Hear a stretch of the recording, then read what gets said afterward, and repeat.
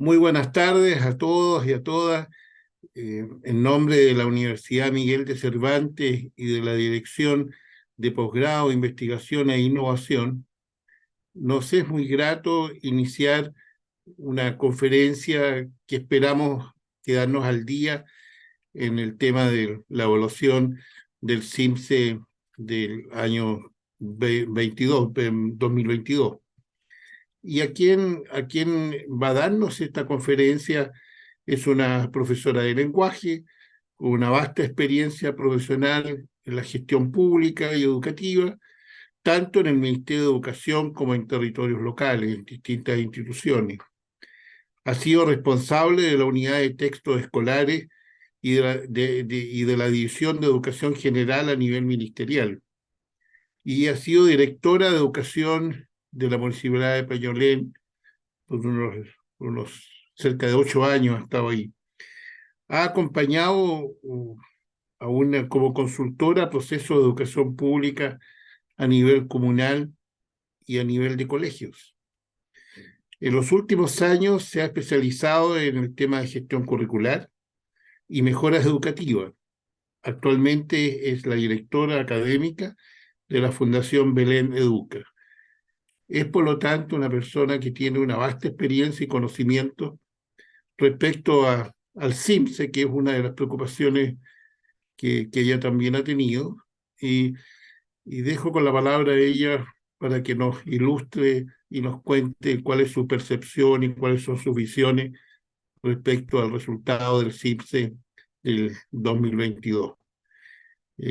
Mónica Luna, tienes la palabra. Muchas gracias. Muchas gracias, Alejandro. Parto agradeciendo la invitación y la posibilidad de compartir análisis, compartir miradas sobre estos resultados que eran tan esperados en el sistema educativo. Hacía ya mucho rato que estábamos esperando saber eh, qué nos iba a decir este primer CIMSE post pandemia.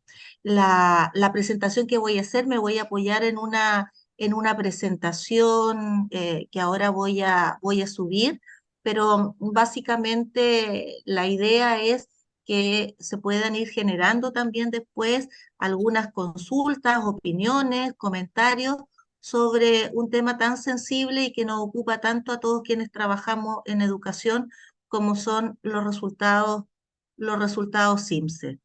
Eh, Alejandro, si me ayudas, si me dices si se ve la pantalla bien, por favor. Se ve perfecto, Mónica. Muchas gracias. Muy bien. Muchas gracias. El título de lo que vamos a hablar ahora, en estos minutos, tiene que ver con un foco especial que he querido poner en esta presentación sobre los estándares de aprendizaje. Eh, pero para ello, les muestro la ruta, primero de la conversación, primero hacer una mirada a los datos que nos dejó el CINCE y hacernos la pregunta, ¿qué hacemos con estos datos?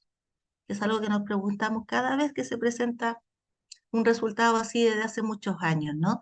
Poder dar ahí quizás alguna mirada desde este gran diagnóstico nacional que finalmente representa el CIMSE como un panel censal que nos permite tener resultados educativos que responden a, en este caso, en este CIMSE del año 22, a prácticamente el 97% de las escuelas totales del país que aplicaron cuarto básico y el 98% en el CIMSE de segundo medio. O sea, estamos hablando de una magnitud de información muy importante. Pero al mismo tiempo nos vamos a detener un segundo a mirar los estándares de aprendizaje, porque una de los elementos importantes de precisamente estos estándares es que nos proporcionan no solo la mirada de la política educativa, como lo hace CIMSE, sino que también nos proporcionan la mirada del aula. Así que nos vamos a detener en ambos elementos. Muy rápidamente quiero pasar por algunos elementos que ya han sido ampliamente difundidos, pero dejar ahí algunos puntos también. Este es el primer CIMSE en etapa de recuperación educativa. Este CIMSE se tomó el año 22, un año tremendamente desafiante y difícil para las comunidades escolares, donde el gran desafío fue que todos los niños volvieran al aula.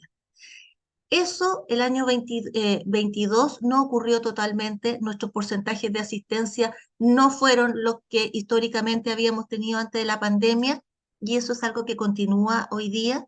Tenemos más de un 28% de estudiantes con ausentismo crónico a nivel nacional. Por lo tanto, este primer CINSE de recuperación educativa se da en condiciones absolutamente excepcionales de nuestro sistema.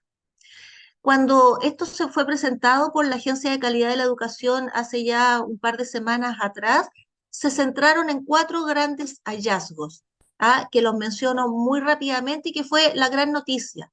La noticia de 2 hallazgos en matemáticas, la baja importante de resultados y el aumento de la brecha en los resultados de aprendizaje en matemáticas en ambos niveles, pero también la brecha de género en matemática, que también se abre y de manera muy importante. 2 hallazgos que fueron resaltados y que son complejos. Hay un hallazgo que podría ser considerado contraintuitivo, pero este CINSE nos reporta que aquellos colegios que estaban en categoría insuficiente antes de la pandemia mejoran resultados, contrario a lo que uno podría haber supuesto después de un fenómeno tan complejo como el que nos tocó vivir. Y finalmente, y lo marqué ahí en rojo, en negrilla, perdón, pongo acento en algo que es tan obvio, ¿no? Pero que nos acerca también a esta mirada de CIMSE. ¿Ah? Si los estudiantes están en la sala de clases, aprenden, y por lo tanto la valoración de la asistencia y de las altas expectativas. Hace más de una década y media ya que sabemos que aquellos colegios que obtienen mejores resultados son colegios donde sus profesores tienen altas expectativas de sus estudiantes.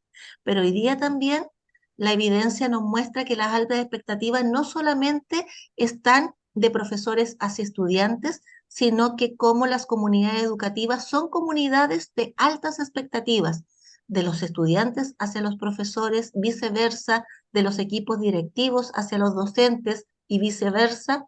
Hay una confluencia de un espíritu de alta expectativa que está asociado al éxito del resultado de aprendizaje que se sigue correlacionando de manera importante hoy día en nuestro país. Una cosa que nos dijo el CIMSE y el secretario de la Agencia de la Calidad cuando lo presentó es que se presentaba previo a la pandemia teníamos cierta estabilidad en los resultados, pensando del 12 al 2018. Para algunos es esta cierta estabilidad, para otros es cierto estancamiento. La verdad es que nuestros resultados CIMSE anteriores no nos dejaban conformes antes de la pandemia, y estábamos en una situación de no avance y no progreso, tanto en lenguaje como en matemática, que eran importantes.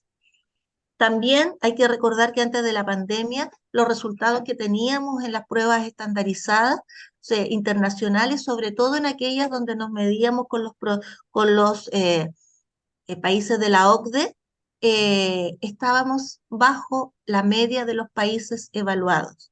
Los estudiantes, y solo para dar un dato, los estudiantes que mejor desempeño tienen en estas pruebas a nivel de Chile, en pruebas como PISA, se ha mantenido históricamente que aún ellos no alcanzan el promedio de estudiantes de los países de la OCDE.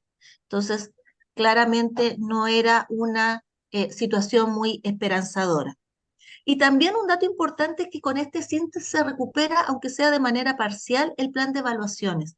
El plan de evaluaciones nacional es un acto normativo que está fijado por un periodo específico, en este caso el vigente es del 21 al 2026, y que ha sido ajustado por el Consejo Nacional de Educación, tanto el año pasado como este, solo para apuntar a cuarto básico y a segundo medio, pero el plan es mucho más amplio. Estos datos, para tenerlos presentes, entiendo que hay muchos de estos datos que voy a mencionar, voy a poner ciertos énfasis en el entendido de que hay datos que ya son de público conocimiento, que todos hemos visto. Y parto por los datos de aprendizaje de cuarto básico en lectura. Ustedes se van a fijar que en todos los gráficos que voy a mostrar, que son los gráficos oficiales, por cierto, está no solamente el puntaje CIMSE, sino que también abajo hay unas barritas. Esas barras corresponden a los estándares de aprendizaje, que son aquellos que nos van a ocupar en parte de la conversación que vamos a tener ahora. Un dato, y por eso siempre sabemos que los datos nos hablan como queremos que nos hablen. Eso los sociólogos y los estadísticos nos lo han enseñado hace tiempo. Si miramos del año 2012, el puntaje del promedio nacional en lectura era 267 puntos. Si miramos el año 22, son 267 puntos. A eso le podemos llamar estabilidad o le podemos llamar estancamiento. Pero si ustedes miran esta línea que hay allí, vemos que en lo específico la variación es muy, muy baja y de hecho también podemos decir que para el caso de esta aplicación, esta disminución de 4 puntos que está ahí señalada no es estadísticamente significativa respecto a la última toma del 2018. Pero llamo la atención de algo que está ahí, que ponía más abajo, que tiene que ver con la brecha de aprendizaje cuando se controla por grupos socioeconómicos. La brecha hoy día de aprendizaje entre el grupo socioeconómico bajo y el alto es de 55 puntos.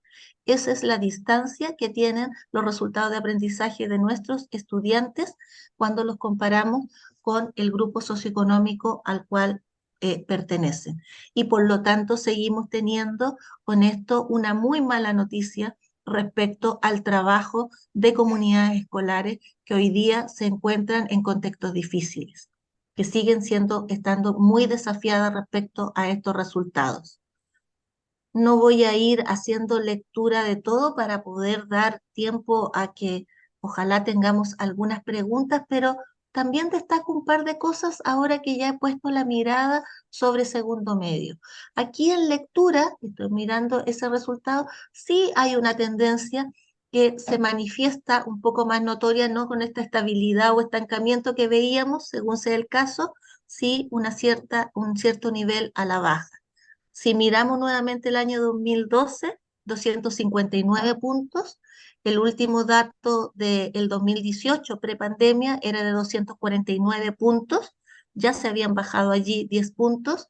Y el dato 2022 es de 243 puntos. Pero quizás el dato sobre el que quisiera llamar la atención, que parece más complejo, es que si en este caso vamos a mirar el estándar de aprendizaje, allí está en primer lugar el 2018 y en segundo lugar el 2022. El año 22 superamos y llegamos a un 53% de nuestros estudiantes a nivel nacional en el nivel insuficiente.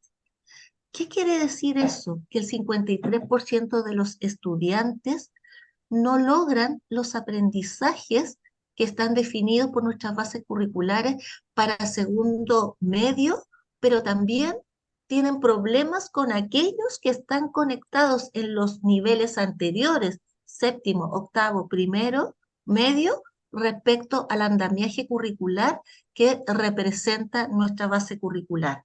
Por lo tanto, es una pésima noticia la que estamos dando.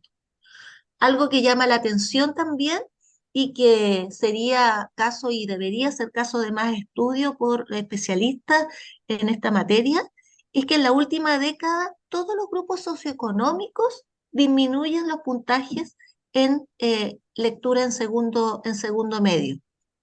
Pero quienes especialmente disminuyen los puntajes en lectura son el grupo socioeconómico alto, el medio alto y el medio. Este es un llamado de atención también importante si uno quiere relacionarlo posteriormente con los desafíos que tiene la prueba PAES también, entendiendo que es otra prueba de la que estamos hablando, pero los desafíos que están dados allí respecto también a una mirada curricular que hace la PAES en la prueba de comprensión lectora. Por lo tanto, ahí también hay algo que seguir mirando que es preocupante. Voy ahora a los resultados de matemática.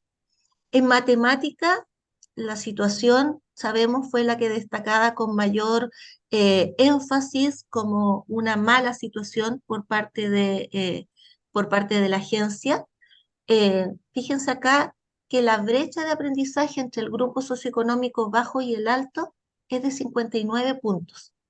Se repite una situación igual de crítica que veíamos en el caso de lectura. Por eso es que una primera cosa que quisiera llamar la atención es que si bien se nos ha puesto muy fuertemente el foco en la baja en matemática, no podemos dejar de mirar con preocupación los datos de lenguaje, que son datos que ya venían complejos antes de la pandemia y que se mantienen en esa complejidad. Quizá acá el hallazgo que toma este CINCE más importante tiene que ver con lo que ahí está marcado en negrilla, que se abre una brecha entre hombres y mujeres que antes no existía, no estaba esa brecha de género marcada en los resultados de matemática cuarto básico y que hoy día alcanza 10 puntos. Es altamente significativa. Por lo tanto, también ahí hay un levantamiento de preocupación, así como saber que la proporción de estudiantes en el nivel insuficiente aumentó en 8 puntos porcentuales. Un 45% de los estudiantes de cuarto básico del país no comprende aquellas operaciones básicas que son necesarias para el nivel en todos los ejes de las matemáticas. No estamos hablando aquí del eje número, recuerden que todos los ejes son medidos en esta evaluación, fracciones, operaciones, números en general. ¿Qué pasó en segundo medio? En segundo medio, la situación también nos muestra que en este año se genera y aumenta en 8 puntos el porcentaje de estudiantes en el nivel de aprendizaje insuficiente. Y aquí es mucho más dramática la situación porque tenemos que un 54% de los estudiantes del país no logran el conocimiento de aquellos elementos que están contenidos en los objetivos de aprendizaje de las bases curriculares para el nivel y también de niveles anteriores. Por lo tanto, no es solo preocupante este descenso entre el 18 y el 22 de 12 puntos, que a lo mejor no nos dice mucho. Sabemos que vamos hacia abajo, pero saber que el 54% de nuestros estudiantes se encuentran en un nivel de no comprensión de aquello que deberían saber en segundo medio es también muy, muy preocupante. Y eso es un dato que junto con otro que llama la atención, que tiene que ver con el grupo socioeconómico que está allá abajo, nos tiene que llamar a la reflexión. Aquí abajo de la presentación se nos muestra que el grupo socioeconómico alto tiene una baja significativa de 14 puntos en esta prueba. No obstante, el grupo socioeconómico bajo se mantiene similar a niveles prepandemia. No sigue bajando, pero tampoco sube. Ahí hay la preocupación es que este puntaje entonces es tirado por otros grupos hacia abajo en términos de los puntajes totales que estamos viendo acá. En esta presentación me he querido detener en los resultados de aprendizaje y pido excusas por no presentar los IDPS para alcanzar a tener tiempo de poder mirar también estándares de aprendizaje, pero sin duda también los indicadores de desarrollo personal y social que podrían estar luego quizá en alguna pregunta, pueden ser un elemento importante de mirar y analizar respecto a los resultados y a su comportamiento, ya sea por brechas de género, pero también en el comportamiento a lo largo de los años en cada uno de estos indicadores. Con este panorama nos hacemos la pregunta entonces, ¿qué hacemos con estos resultados? ¿Qué deberíamos hacer? Alguien me decía y tomaba la imagen hace unos días atrás de siempre se genera mucha inquietud y mucha conversación cuando los resultados del CIMSE salen. Y eso se va apagando en la medida en que los foros se van acabando y volvemos a un ciclo similar. Es lo que no debería pasar. Los resultados CIMSE deben ser, por un lado, un llamado de atención y por otro, un orientador de las políticas públicas educativas. Llamado de atención para ver si hay caminos que enmendar o rectificar respecto a las decisiones que se están tomando hoy día de política pública educativa en función de apoyar mejoras de resultados educativos. Pero también un orientador que nos debería decir, con estos resultados, cuáles son los elementos centrales de los cuales nos tenemos que hacer cargo y cómo nos hacemos cargo como sistema en su conjunto. Esto debería reflejarse, por lo tanto, y es de esperar que así sea, en también los recursos que van a estar destinados a educación el año 2024 en función de cómo seguimos fortaleciendo la recuperación educativa ahora que tenemos esta fotografía tan genuina que nos entrega el CIMSE de los resultados de aprendizaje de nuestros estudiantes. Se espera también, y es deseable, que estos resultados movilicen a la totalidad del sistema de aseguramiento de la calidad, que movilicen al Ministerio de Educación en función de las políticas orientadoras educativas de mejora escolar, que movilicen también al Ministerio en el currículum. ¿Tendrá algo que ver la conversación curricular? Por supuesto que sí. El Ministerio ya ha anunciado y acaba de iniciar un proceso para modificar, que es lo que corresponde por ley, por cierto, las bases curriculares de primero a sexto básico. ¿Tendrá que ver algo estos resultados con mirar el currículum? ¿Tendrá que ver esto algo con cómo se siguen acompañando los colegios desde la agencia de calidad? Ciertamente sí. Pero no solamente es un mandato hacia allá, sino también atencionar a las universidades, a los centros formadores de docentes, tanto en la formación inicial como también universidades como la que nos acoge hoy día, que está con un fuerte impulso a apoyar a aquellos docentes que están hoy día en el sistema y que quieren seguir perfeccionándose. Si uno pudiera resumirlo en una frase, a grandes desafíos se requieren grandes apoyos. Esa es una frase de uno de los impulsores de las grandes reformas educativas del 2000, David Hopkins, en Inglaterra, y que creo que es muy acertada a lo que deberíamos estar haciendo hoy día. Desde la política pública, pensar cómo este tremendo desafío que nos impone el CIMSE va acompañado de grandes apoyos a las comunidades escolares. Me detengo muy rápidamente en los estándares. Y la invitación está ahí señalada, mirar los estándares, mirar los estándares para mejorar la enseñanza.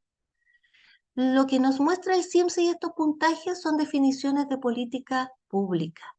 Lo que nos muestran los estándares son definiciones que nos pueden ayudar para el trabajo del aula.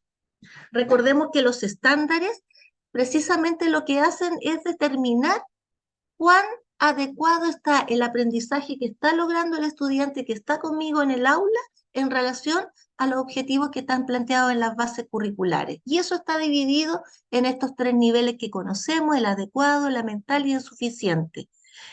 Los estándares de aprendizaje, y aquí es la novedad, esto que no sé si es la novedad, pero es importante tenerlo presente, fueron actualizados el año 2019 para cuarto básico y segundo medio, y el 2020 para octavo básico. Por lo tanto, esta aplicación 2022 es la primera aplicación que se hace con los nuevos estándares de aprendizaje. De allí que su lectura sea tan importante.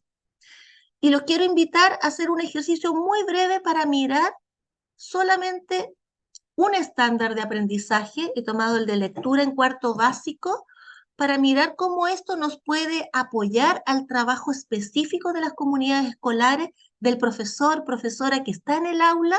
He tomado lectura porque es mi especialidad, pero esto mismo también lo podemos hacer con matemática.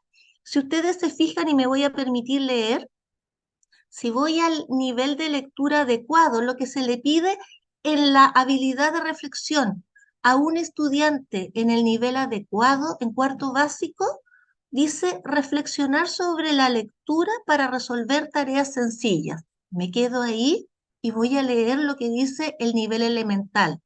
Reflexionar sobre la lectura para resolver tareas sencillas. Hasta ahí es lo mismo. Pero luego dice, vuelvo al nivel adecuado, aplicando información del texto. Voy al nivel elemental y leo, aplicando información fácilmente identificable en el texto. Vuelvo al nivel adecuado, para formular opiniones fundamentadas en lo leído. Voy al nivel elemental, para emitir impresiones personales sobre diversos aspectos de lo leído.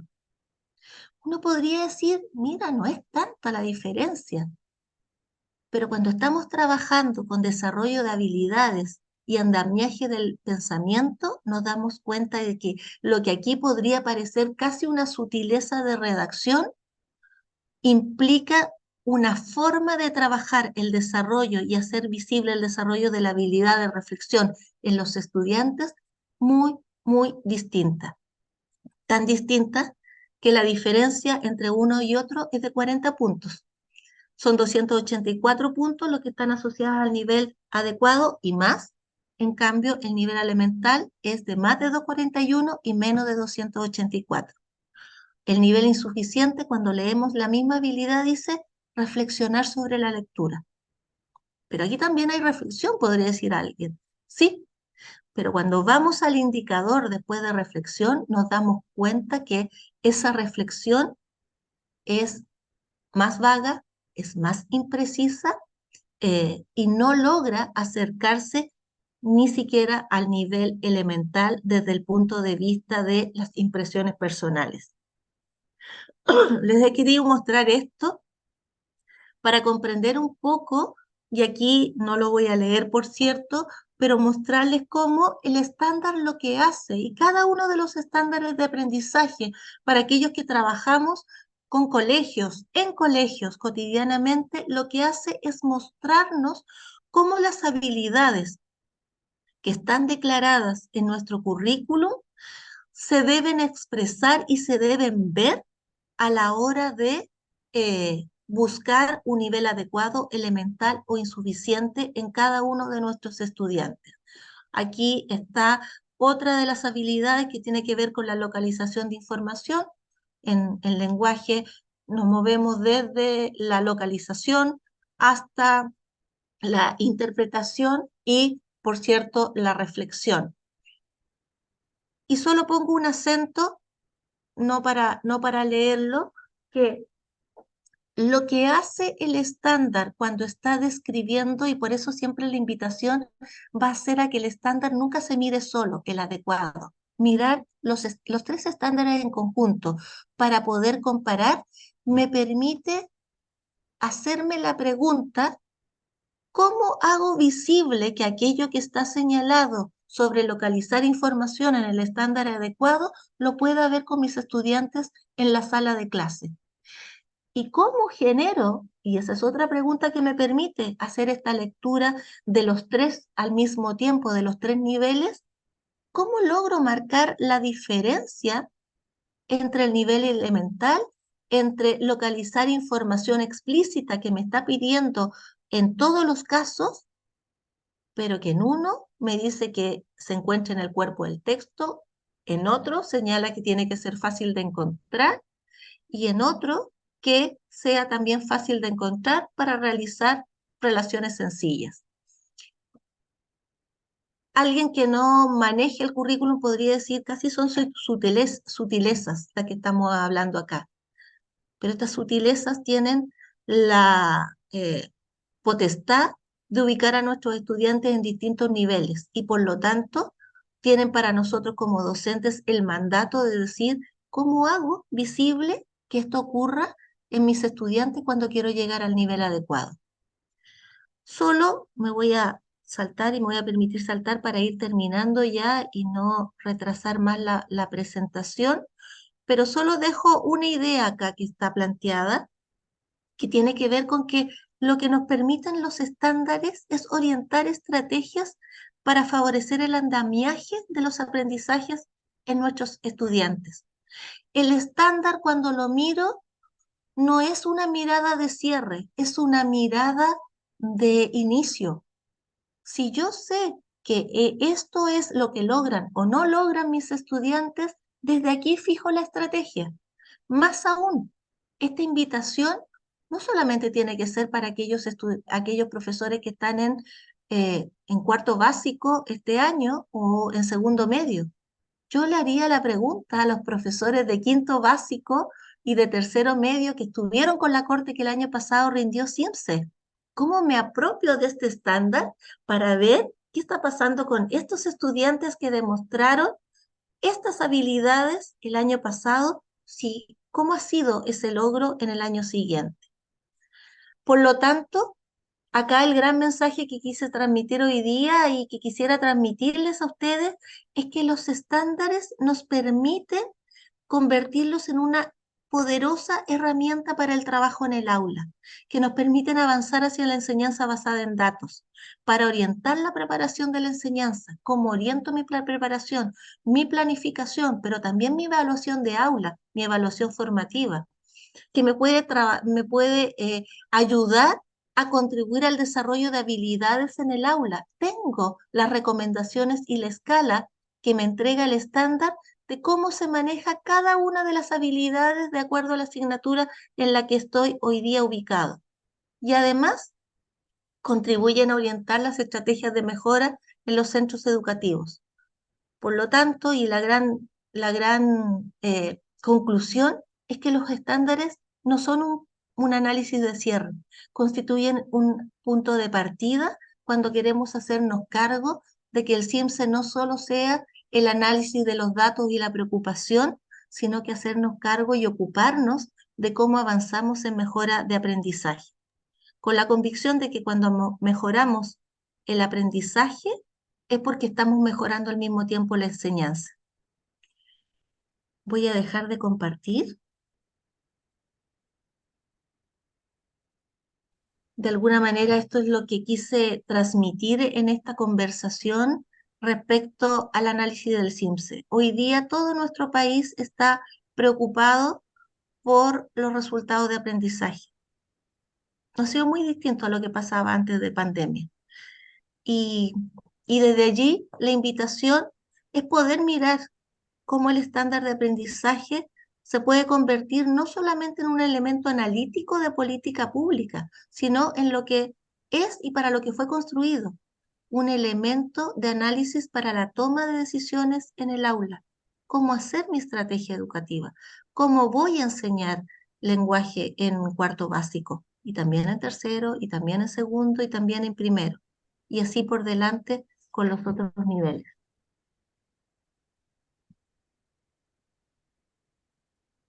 Muchas gracias, Mónica. Muchas gracias, profesora. Quisiera invitar a quienes nos escuchan, quienes están siguiéndonos en esta conferencia, que pueden hacernos preguntas. En el chat inscriban las preguntas y vamos a contestar algunas de ellas ahora y otras las dejaremos para enviarse la respuesta posteriormente al evento. Quisiera agradecer mucho la presentación, ha sido absolutamente claro y dejo a ustedes que nos hagan las preguntas, para lo cual les damos algunos minutos. Mientras tanto, quizás podría ser ya la primera pregunta que nos ha llegado, eh, profesora, se la leo de inmediato.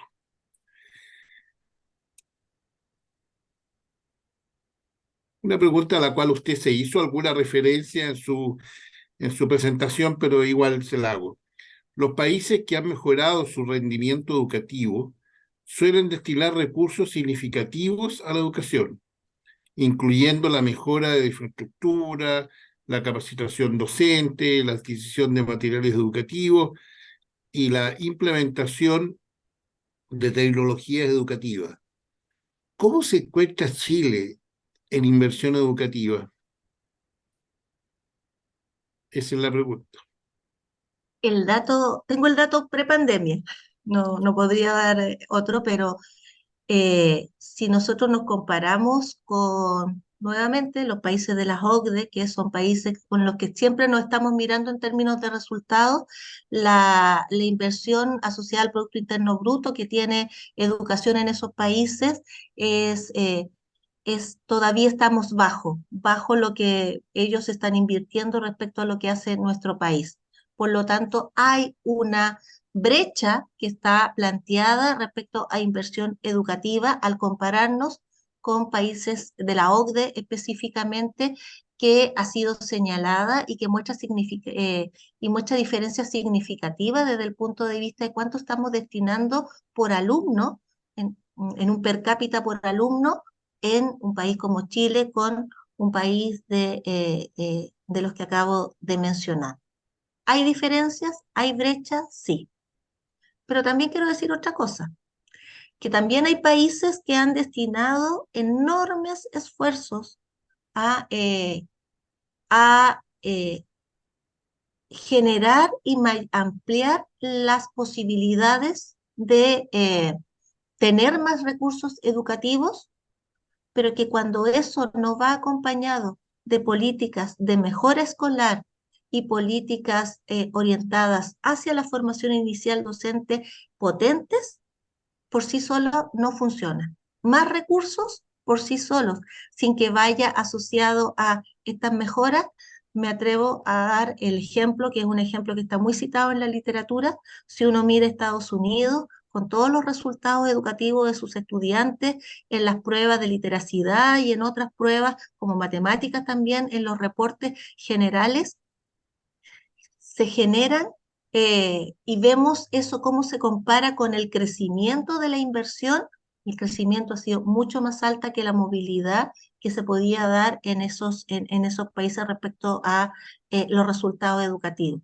Entonces, sí, ¿hay una brecha? Sí, la hay y la tenemos.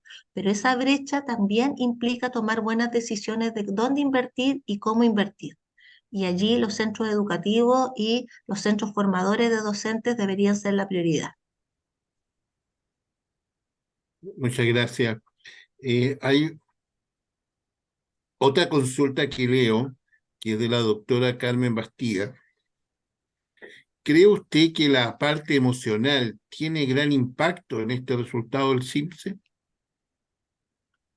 Yo creo que si algo nos dejó, Carmen, como aprendizaje la pandemia, es que el aprendizaje siempre es emocional, que el componente emocional del aprendizaje es clave.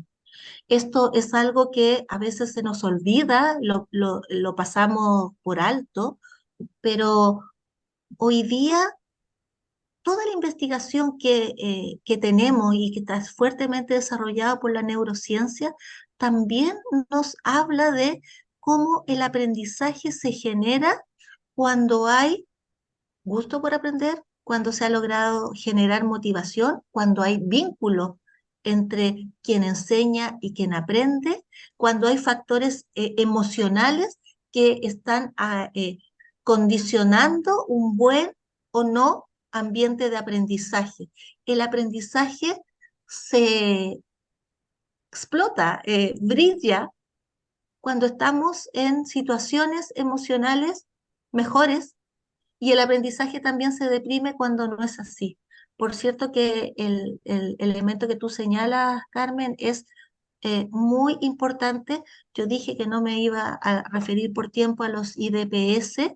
Hay algo de eso, pero también creo que ya tenemos señales como país suficientes como para buscar una mirada de aprendizaje que sea mucho más integral desde el punto de vista también de estos componentes emocionales que están asociados al bienestar finalmente, al bienestar educativo, al bienestar docente y también al bienestar de los estudiantes. Así que me parece que es muy, muy importante el elemento que acabas de plantearse. Muchas gracias. Una siguiente pregunta que es de Patricia Muñoz. ¿Cuáles son los principales factores del bajo rendimiento? ¿Cómo van a enfrentar los resultados compartidos? ¿Cómo se van a enfrentar los resultados impartidos? Esa es la pregunta de Patricia. En ese cómo van es como, sería una pregunta para alguien del ministerio, ¿no? Pero tomo tu pregunta, Patricia, primero para decir, a ver, ¿desde dónde explicamos estos bajos resultados? Y yo creo que debemos cuestionarnos eh, cada uno, porque cuando uno habla de cuestionarnos como sistema, de repente el sistema es algo que está fuera de mí.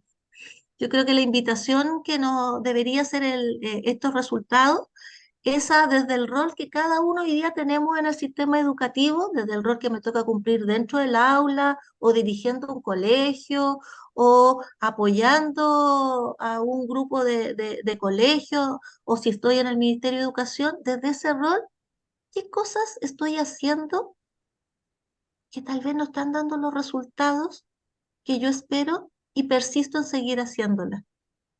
Creo que eso es una pregunta que todos los docentes deberíamos hacernos todos los días, no solamente cuando estamos frente a los resultados CIMSE. Eh, yo creo que la pregunta del CIMSE es una pregunta de interpelación también personal, no solamente hacia el Ministerio de Educación o hacia externa, personal en el sentido de quienes estamos, vuelvo a insistir en el sistema, ¿cómo nos hacemos cargo? ¿Hay algo que yo tenga que variar? Hoy día, permítanme que señale algo personal, hoy día me toca acompañar a mí a un grupo importante de colegios que trabajan en contextos difíciles y que hacen una maravillosa labor en esos lugares con estudiantes que, eh, que están en espacios que hacen que el aprendizaje sea más desafiante, sin duda, por razones de capital cultural, por cierto, no de talento porque los talentos están repartidos, ¿no es cierto?, equitativamente en la sociedad y eso lo sabemos. Pero desde allí también la pregunta que me estoy haciendo es, bueno, de, ¿qué qué tengo que cambiar? ¿Qué tengo que hacer? ¿Cómo, por ejemplo, empiezo a trabajar con los profesores en estos estándares? ¿Cómo acompaño una clase? ¿Cuántas veces tengo que acompañar o cuántas veces he acompañado a un profesor en el aula? Acompañarlo, no para la supervisión, para retroalimentarlo en su desarrollo profesional, para compartir una práctica que yo tuve y que me resultó. Yo creo que hay un espacio enorme, enorme, en que todavía como sistema seguimos teniendo a veces una mirada muy parcelada de cómo enfrentamos el proceso educativo. Cada profesor desde un espacio, cuando el desafío que tenemos acá nos muestra que tenemos que hacerlo de manera unida, como comunidad educativa, como colegio. El CIMSE no es el problema de los que les toca hacer clases en tercero, en cuarto o en segundo o en octavo, según sea el curso que toque y el año.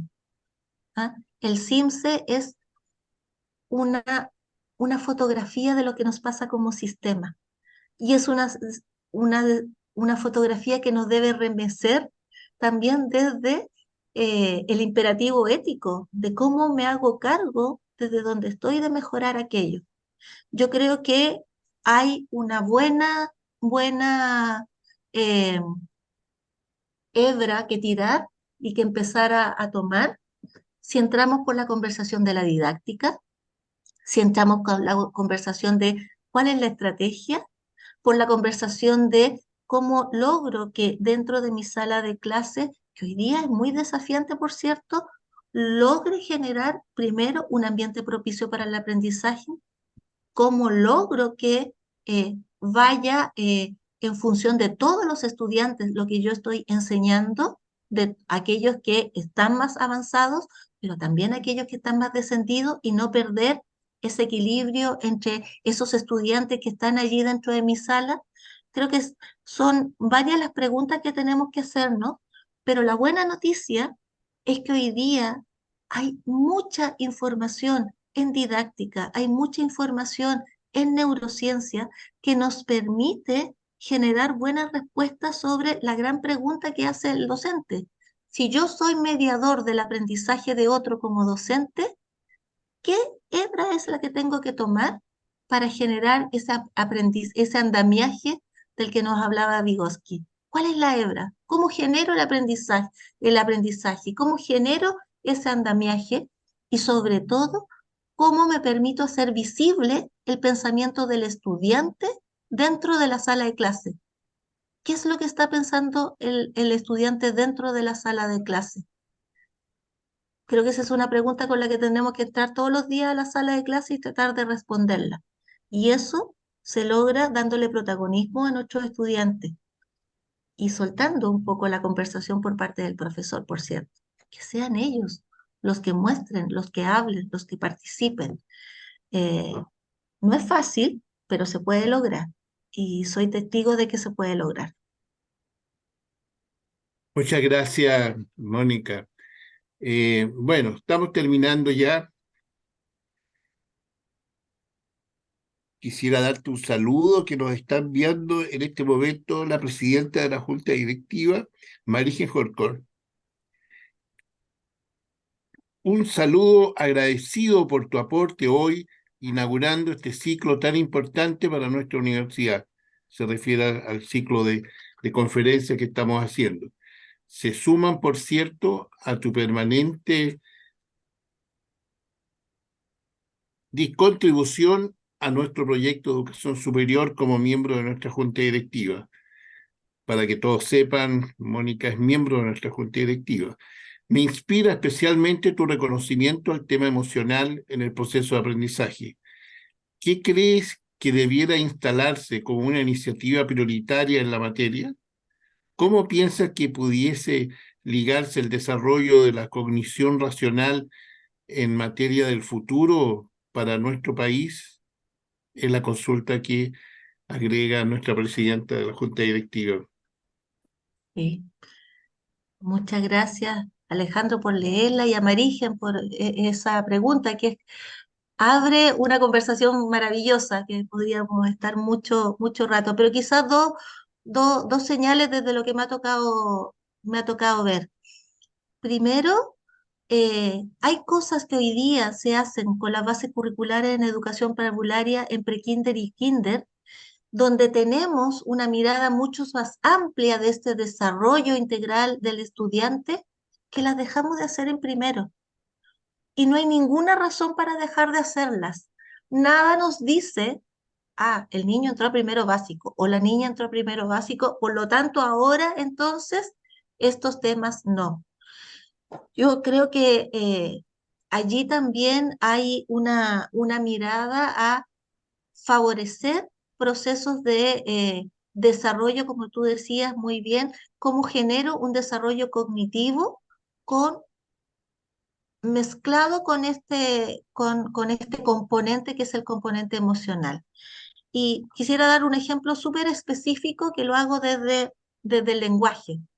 Muchas veces en las aulas que me ha tocado visitar, cuando se hacen preguntas que están relacionadas con la metacognición del estudiante y el estudiante tiene que hablar, por tanto, de qué le pasó a él en su proceso, eh, cómo se sintió en su proceso de aprendizaje, los escucho decir, profe, ¿cómo le explico? No entiendo, es que no tengo la palabra. Nos cuesta encontrar palabras y me he dado cuenta en estos años que a medida que nuestros estudiantes van creciendo, la cantidad de palabras que tienen para asociarlas a una emoción son cada vez más escasas. Y ahí, desde el lenguaje con, eh, los aspectos emocionales, hay un primer elemento central. Si yo no soy capaz, si yo no tengo la palabra, no encuentro la palabra para expresar una emoción, ¿cómo voy a poder siquiera regular esa emoción, vivirla, entenderla, entender el proceso que estoy viviendo, cómo genero una autorregulación propia, si ni siquiera he encontrado esa palabra? Entonces creo que efectivamente, con un ejemplo tan específico desde el lenguaje, si tomamos el currículum, nos damos cuenta que eh, en general todas las asignaturas tienen que tener una consideración. Es que matemática no, es que ciencia no. ¿Cómo no? Si para resolver un problema tengo que también generar conversación con mis estudiantes sobre la capacidad de aprender del error, de vivir el error, de enfrentarlo, de la capacidad de generar y superar la frustración. Entonces, y esos son elementos extracurriculares, por cierto que no están en el currículum, están en las bases curriculares. No puedo esperar que un estudiante haga así rápidamente el cálculo mental si no lo he acompañado también en el proceso de error, de aprendizaje del error, de reconocimiento y valoración, ojo, valoración del error y posteriormente también ese momento en que estoy capaz, siendo capaz de modelar aquello y que un estudiante lo pueda tomar y lo pueda recoger y hacer suyo. Ah, y un tercer elemento, y termino con esto, el vínculo. Los vínculos generan aprendizaje también. Me atrevo a decirlo así, no es una frase mía, por cierto. Hay una investigadora, Nazaret Castellanos, que es una investigadora de neurociencia española muy vigente y que está mirando muchos elementos de hoy día en educación también, que nos señala esto y que nos muestra qué nos pasa a los seres humanos cuando aprendemos y cuando ese proceso de aprendizaje se da en un espacio donde hay vínculos que además son vínculos sanos y vínculos positivos. El vínculo debería ser un elemento central a trabajar dentro de nuestras aulas para todas las asignaturas. Hay una última pregunta que nos está haciendo Patricia Ponce. Con esto voy a dar lectura a la pregunta y con esto vamos a terminar, Mónica, para no seguir abusando de su tiempo. Y le agradezco muchísimo cada una de las respuestas que nos ha dado, que nos ilumina muchísimo en el quehacer académico nuestro. No es novedad, dice Patricia, que en el caso del aprendizaje de las matemáticas, insistentemente se ha dicho que se aprende matemática resolviendo problemas. Sabemos que los resultados en este aspecto son muy deficitarios. ¿Qué se propone para ir superando esta habilidad? Creo que ahí hay, pensando en los desafíos, pero también las herramientas que tenemos hoy día, y comento algunas cosas que desde el lugar donde me toca estar hoy día, las especialistas en esta área también están mirando y están viendo qué se pueden hacer. Yo creo que tenemos que, como profesores, eh, aceptar una invitación a que cuando miremos las bases curriculares de matemática, las miremos también tomando la PAES. Estoy así, se volvió loca, ¿de qué está hablando ahora? ¿Por qué tomo la PAES para este tema? Porque precisamente si hay algo que hemos visto en los enunciados de cómo se genera la estructura de las preguntas en la PAES, recuerden que la PAES mide el currículum de séptimo a segundo medio, es precisamente la construcción de resolución de problemas que son problemas que no son cotidianos, necesariamente contextualizados, que pueden estar también en un espacio no contextualizado. Y digo esto porque allí es donde empezamos con los problemas con los estudiantes. Hoy día, un estudiante, un ejercicio de cálculo mental o de cálculo, un ejercicio de cálculo que tú lo pides, resuelve este ejercicio de cálculo, lo hace. Este mismo ejercicio lo pones en una resolución de problemática donde hay un enunciado que tiene que ser comprendido desde la lectura para poder desarrollarlo, no tiene el mismo resultado. Entonces, creo que hay algunas señales que, por un lado, tiene que ver, yo creo que hay una señal vamos a mirar cómo se están haciendo las preguntas de resolución de problemas en PAES, sería algo que me atrevería a decir que es importante hacer. Y también eh, me atrevería a decir que la conjunción de comprensión lectora en matemática hoy día es un elemento muy importante. Si yo no entiendo, no comprendo cuál es el desafío que me está planteando el problema, aunque sepa calcular, no voy a lograr resolverlo, Por lo tanto, ahí lenguaje y matemática hay un segundo elemento importante. Y un tercer desafío, que esto lo he aprendido con la persona que es especialista en matemática con la que trabajo, me lo ha enseñado este año, tiene que ver con diversificar las formas de representación de los problemas, la forma de diversificación de los cálculos y la forma de diversificación de situaciones que hoy día a lo mejor podemos presentarlas en un solo tipo de gráfico o en una sola tipo de imagen. Hacer esa diversificación también es muy importante como estímulos de comprensión que vayan acercándose a esto que hablaba hace un rato atrás sobre el andamiaje. Muchas gracias, Mónica. Bueno, yo quisiera agradecer, hay varios correos que nos han enviado con felicitaciones y saludos que te envían los docentes. Ha sido muy grato para ellos escucharte, porque las reflexiones a los docentes nos invitan a seguir trabajando para mejorar la calidad de educación, que es lo que todos estamos haciendo. Nosotros tenemos un magíster en gestión, un magíster en currículum, por lo tanto, los de currículum han disfrutado mucho. Y esta conferencia la tenemos disponible para que pueda replicarse posteriormente, ya sea en nuestras clases, ya sea en un grupo de profesores que quisieran analizarla, y siempre estaremos dispuestos a pasarle todo el material que hemos grabado con esta conferencia para ustedes. Te agradezco nuevamente, Mónica, tu buena disposición para estar con nosotros. Un gran abrazo, felicitaciones, ha sido una recreación para nosotros de todos estos temas que nos importan mucho y que para la universidad es tremendamente relevante. Muchas gracias, Mónica, muchas gracias. Y Muchas gracias, Alejandro, por la invitación y a quienes hoy día estuvieron escuchando también. Muchísimas gracias también, porque estos son los temas que nos tienen que movilizar. ¿No? Así que así es. agradecida de la invitación. Y esto nos ha servido mucho, especialmente para nuestros alumnos. Nosotros tenemos cerca de 8.000 alumnos graduados en magíster, por lo tanto, para ellos hemos hecho este evento. Muchas gracias, Mónica, muchas gracias. Un agradecimiento a todos los que han participado también en este evento.